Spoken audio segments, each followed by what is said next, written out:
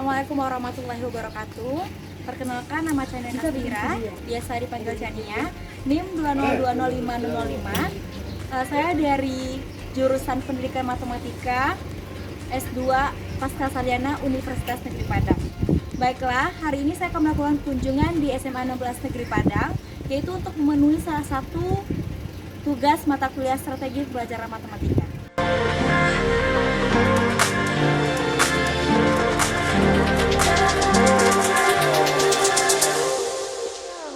Sebelumnya terima kasih Ibu atas kesempatan yang diberikan kepada Chania dan atas waktu yang diberikan untuk mewawancarai Ibu pada hari ini.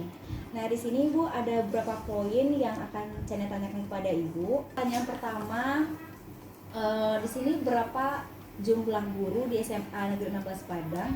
Mungkin yang PNS-nya berapa orang, non PNS-nya atau ada honorer gitu Ibu. Baik, sebelumnya saya perkenalkan diri, saya Fitri Elvira, merupakan salah satu guru matematika di SMA Negeri 16 Padang. Yang ditanyakan Chania tadi berapa orang guru matematika di SMA Negeri 16 Padang. Di sini guru matematika SMA di sini ada 7 orang. Yang PNS ada 6 orang, GTT 1 orang. Pertanyaan selanjutnya itu mungkin mengenai prestasi peserta didik. Apakah di SMA Negeri 16 ini udah ada prestasi peserta didik mungkin khususnya itu dalam bidang matematika mungkin dalam 3 tahun atau 4 tahun terakhir ini? Itu sementara prestasi dalam tingkat kota nasional belum ada, tapi mereka udah bisa mencapai babak penyisian. Kenapa? Kita udah bersyukur sekali dengan sekolah seperti ini. SMA 16 itu inputnya kalau kita lihat itu paling rendah di sekolah lain, itu kita paling tinggi.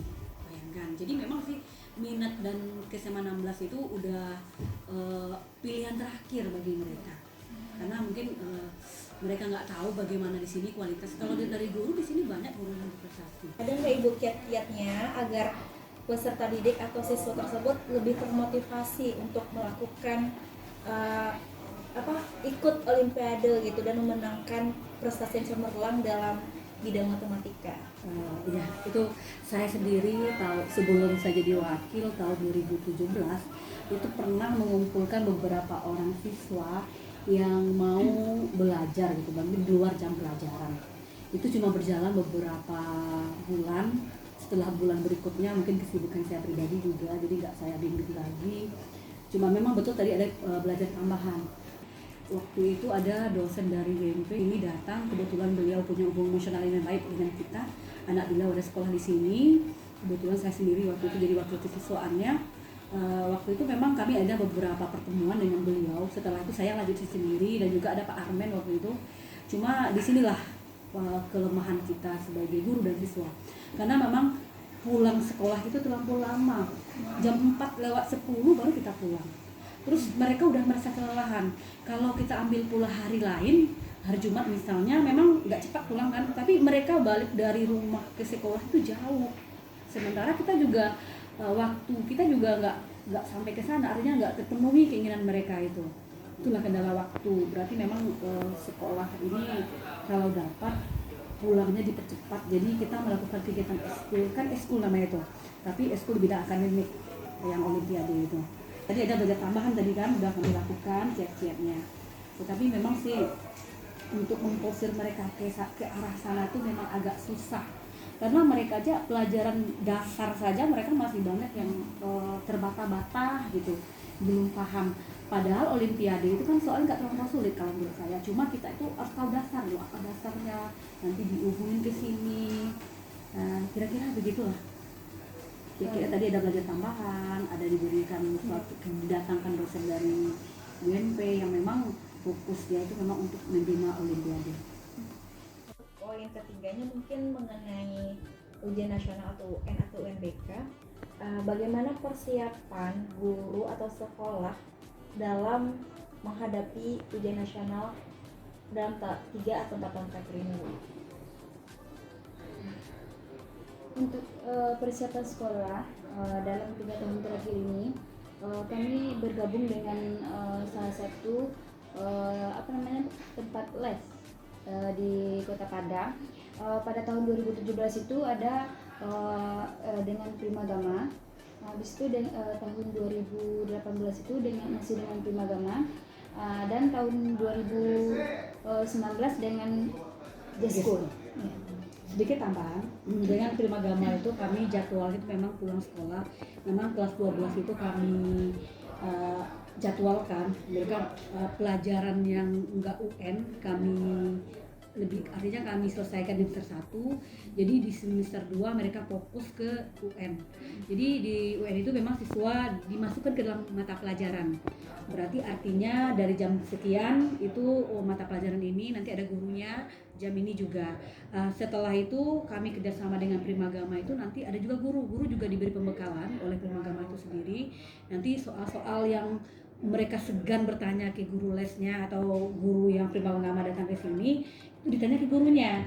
Nah memang guru-guru yang membantu juga, jadi ada dari pihak Primagama sendiri, teachernya, dan juga dari sekolah sendiri.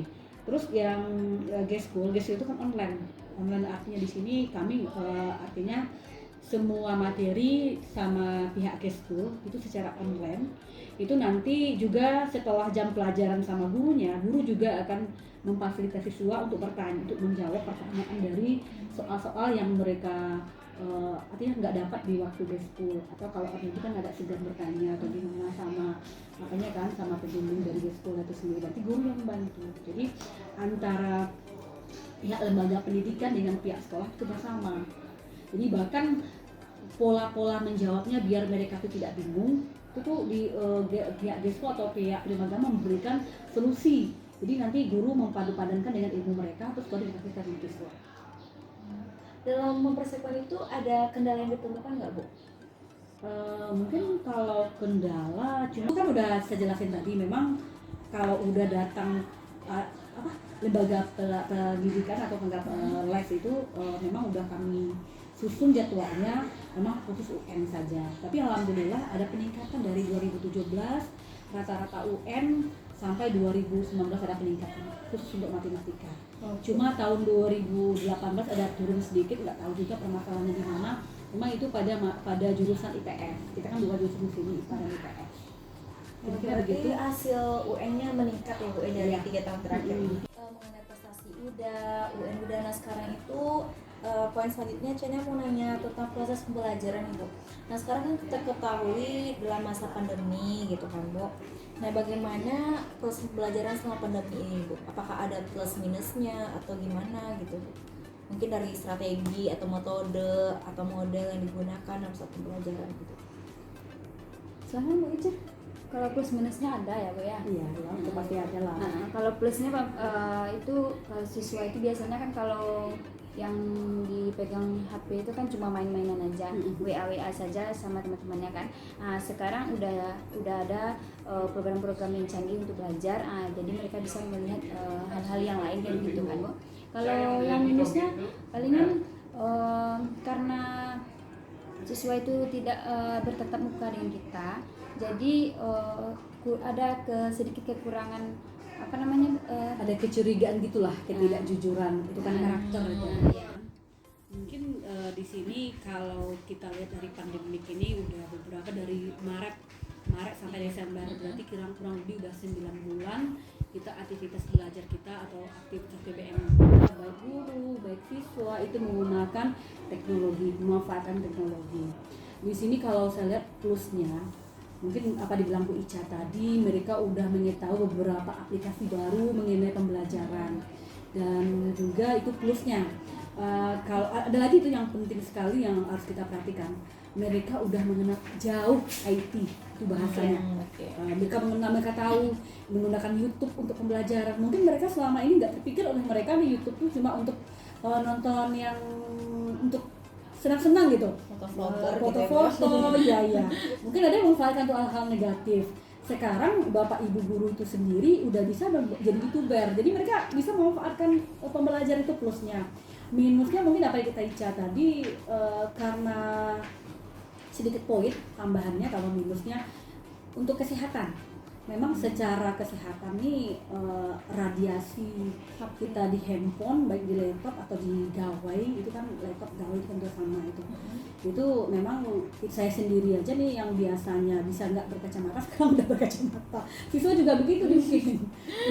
Itu luar biasa, jadi merubah mereka besok ke aktivitas normal itu luar biasa juga. Kita harus menyiapkan juga sebagai guru apa aktivitas kita. Kalau dapat sih jangan kita tinggalin yang 9 bulan yang kita bina ini sama dengan bayi dalam kandungan 9 bulan. Berarti mungkin untuk merubah menjadi normal itu sangat luar biasa itu. Kenapa luar biasa? Usaha. Mungkin kita sebagai guru nanti harus mempersiapkan, kalau enggaknya persis sama. Mungkin media kita mungkin harus ada IT-nya gitu. Atau melalui evaluasi kita, asesmen kita harus ada ke IT arahnya. Walaupun mereka dengan kita tetap muka. Berarti kendalanya ada ya Bu ditemukan saat proses pembelajaran selama pandemi ini? Ada. Iya, ada banyak sih. Kejujuran tadi kita takut ini ada nanti Hilangnya siswa, nilai-nilai moral ya Bu? Iya, nilai moral, kejujuran karakter. Kenapa dibilang kejujuran? Mungkin mereka tuh pas evaluasi pertama rendah. Dibilang sama teman, bisa kerjasama loh, bisa jadi kerjasama berkelompok, mereka menjawab. Berarti kita susah sedikit itu apakah ini hasil karya mereka, hasil pikir mereka, atau cuma ada di pengaruh orang lain atau orang tua sendiri. Kalau SMA mungkin teman kayak enak, kalau orang tua kan memang kecuali orang tuanya guru mungkin bagian enggak semua mata pelajaran pula akan dibantu kalau orang tuanya guru memang di tingkat SMA. Saya rasa itulah kita ragu sekarang mutu mengenai karakter karena memang pemerintah mengagung-agungkan karakter itu. Karakter kejujuran itu yang ragu kita sekarang. Mungkin yang meningkat karakter gotong royong mungkin. Ini selanjutnya mengenai proses pembelajaran sebelum ini, maksudnya itu dalam keadaan normal lagi mana Ibu, adakah metode yang Ibu gunakan agar siswanya lebih paham matematika? Karena kan kita ketahui bersama matematika itu merupakan pelajaran yang sulit katanya kata mereka, karena itu udah benar-benar tertanam dari masa ke masa matematika ini sulit gitu. Jadi bagaimana proses pembelajaran Ibu di kelas itu agar siswa itu paham matematika gitu Bu? Ada gak strategi yang digunakan, metode atau modelnya? Mungkin Ibu Fitri dulu. Oke. Di sini memang kita belajar dari beberapa pengalaman kita sebelumnya. Kalau tahun ini kita menggunakan metode ini. Tahun ini memang saya sedikit, kalau biasanya setiap semester itu memang ada artinya evaluasi diri sendiri. Terus memang awal dulu saya coba dengan ceramah, artinya dari kita dari awal kita terangin, terus kita kasih latihan, terus kita nanti ada bertanya. Walaupun nggak ceramah tok itu berarti ada yang bertanya kan. Cuma belakangan ini pas semester sebelum pandemik tahun pendidikan 2019-2020 semester genap kemarin sebelum pandemik ya, itu biasanya pertama awal pembelajaran kita kasih tes kecil, kuis namanya. Itu saya coba, itu memang mereka tuh memang harus belajar dulu konsepnya. Biasanya setelah itu kuis itu kita baca nih, si A dapat ini, si A dapat ini. Memang ada respon mereka, Bu jangan dibacain, malu kita kan. Terus memang ada perubahan sedikit, itu strateginya. Terus nanti baru kita berikan sedikit materi, itu cooperative learning juga ya, kita berikan mereka berkelompok-kelompok 3 orang 4 orang, terus suruh mereka diskusi ke depan di video, mereka suruh video sendiri tuh, dikasih dia di poin-poin materi kita sekarang trigonometri, kamu bahas nanti sin kelompok ini, kamu membahas cos, kamu membahas tangen, nanti dijelasin ke depan itu, jelasin ke depan, nanti kendalanya waktu lagi. Pas mereka ke depan presentasi itu udah kacau kan, 2 jam itu kemarin itu materi kita jam belajar diputus 2 jam. Kalau 2 jam kan 90 menit cuma. Belum lagi kita lokasi kita ke atas, habis pula waktu 15 menit. Belum lagi menetikan siswa. Terus di situ kendalanya waktu itu. Jadi memang ada di sana tuh bercampur model pembelajarannya. Ada cooperative learning, disuruh mereka mempresentasikan, disuruh mereka membuat video. Memang sebelum pandemik saya sendiri udah ada nyuruh anak bikin video, masukkan di YouTube. Udah pernah tahun kemarin tuh. Cuma kendala pandemik ini nggak bisa kita analisis seperti itu. Nggak kita evaluasi kembali apa kendalanya, apa kelemahannya kita menggunakan sistem seperti itu. Itu hasilnya untuk sementara. Evaluasi terakhir akhirnya pakai, selain mereka masukin ke YouTube, share ke YouTube, mereka juga dikasih sama gurunya, sama saya waktu itu video mereka menjelasin ke depan gitu. Boleh di rumah, boleh di sekolah di waktu-waktu luangnya mereka. Dan juga untuk praktek kemarin itu belajar apa ya? Yang semester itu lupa pula saya bikin taman lingkaran Karena aktivitas siswa atau peserta didik selama pandemi ini gitu Pak? Artinya memang dibandingkan kegiatan pada saat belajar tatap muka ini menurunkan karena kita tidak bisa memantau mereka gitu. Kita hanya memantau melalui aplikasi Google Classroom. Jadi kalau kita bandingkan ya pasti sangat jauh lah, maksudnya itu berkurang. Kalau misalnya sebelum pandemi ini gimana Pak aktivitas siswa didik? Emang lebih baik daripada sekarang? Ya bagus karena kita bisa memantau aktivitas belajar mereka. Kalau semasa pandemi kan sulit. Sulit ya Pak? Nah, sulit kalau belajar online. Apalagi Saat muka ya kita harus kasih motivasi kan supaya mereka bisa belajar. Kalau ini kan mereka itu motivasi dari dirinya sendiri. Jadi belajar online itu sebenarnya bisa bermanfaat secara maksimal bagi siswa yang ingin atau punya motivasi belajar yang kuat. Jadi apa harapan Bapak untuk siswa SMA Negeri 16 Padang ke depannya Pak, khusus matematika? Harapannya itu tentunya kita berharap peningkatan kualitas pendidikan di sekolah kita, terutama sekali di matematika ya. Iya. Karena matematika itu kan boleh dikatakan masuk di semua sisi. Artinya ujian apapun nanti pasti ada matematikanya. Bahkan sampai UTBK, SBMPTN pasti ada matematikanya. Iya. Mereka udah sarjana pun, mau kerja pun jadi PNS pun ada matematikanya. Mereka jadi polisi pun nanti ujiannya juga ada matematikanya. Ya, mau jadi apapun ya pasti nanti ada tes yang sifatnya matematika. Matematika itu penting ya Pak? Penting sekali. Dan itu kan internasional mengakui ya. Buktinya untuk ujian-ujian yang dilakukan secara internasional pasti matematika termasuk di dalamnya. Baik Bu, menyambung pertanyaan tadi, pertanyaan terakhir dari channelnya Bu, ya, apa harapan Ibu ke depannya untuk peserta didik atau siswa SMA Negeri 16 Padang? Mungkin harapan siswa SMA Negeri 16 Padang secara umum ini mereka lebih baik dari segi motivasi. Ibu terima kasih banyak atas wawancara pada hari ini. Mudah-mudahan SMA Negeri 16 Padang menjadi lebih baik